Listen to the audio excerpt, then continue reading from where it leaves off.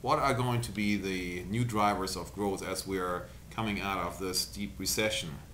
In a way, I think that as we are coming out of the recession, I don't feel like there are new things that are driving the growth, but I do believe that we are starting to see those things that we believed in before more clearly now, and they have kind of been covered in this foggy cloud. Obviously, the recovery of the financial system, the stabilization of the financial system is a very, very critical thing, because it's the water, it's the liquidity basically that the whole economy needs worldwide.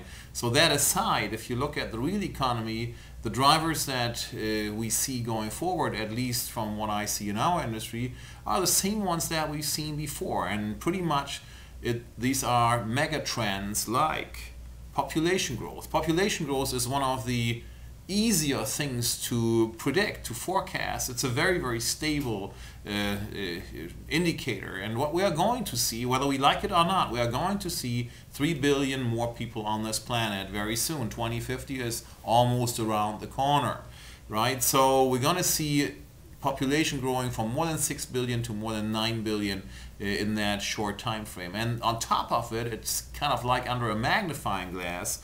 These people are going to live in the main, more than 50%, probably up to 70% are going to live in urban environments. So that works like a magnifying glass in terms of requirements for additional infrastructure growth.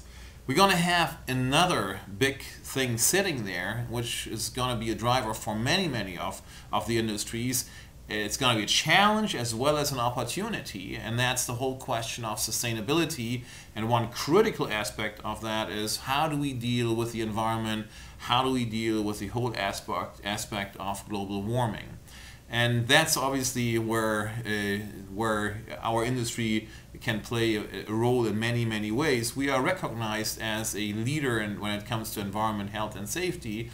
And part of it is obviously also the quality of our metal. It comes in various shapes and forms, but it has unique capabilities. It has capabilities, aluminum has capabilities of being lightweight, of being very, very strong, of being recyclable, 95% recyclability, and of being conductive, heat conductive, as well as electricity conductive. Those type of features play an important role.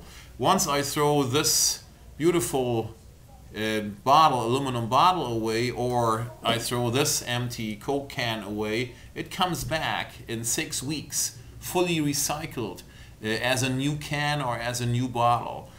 That's fantastic. 95% of aluminum is recyclable. 73% of all aluminum that was ever produced during the world is still on this planet, is still in use. That's fantastic. It also plays a role when you talk about applications like automotive, where lightweight is a critical aspect for getting the weight down and emissions control, and at the same time you don't want to compromise on safety. All of that said, I think bringing it back to what's going to drive it, what's going to drive new growth, my simple take on that is, it's the fundamentals. It's the population growth, it's the urbanization, and it's the whole aspect of sustainability. What advice would I give to global growth companies? Number one, get your business case in order. You have to know exactly what is the competitive advantage you're going to have, you're going to offer. Is it going to be a superior cost position in whatever you have, or are you going to generate customer value that the real customer is going to pay for? That's critically important, particularly in difficult times. Don't kid yourself on that. Number two on that, make sure you have the only sustainable competitive advantage really lined up well, which is talent, your people, your team, and use the crisis to upgrade it. There are many companies, I'm sure, that are worse off than you. There are people there that you've always liked to have on your team. Reach out to them, be persistent, try to reel them in. Second point, increase your radar. In this kind of uncertain times, you gotta increase the knowledge that you have, the radar that you have, the way you look out in your environment. very actively listen into what is happening on the customer front, what is happening on the supplier front, what is happening on the competitor front. Use anything that you can get hold of, because more knowledge is better, makes you have a better basis for the decisions that you are going to take.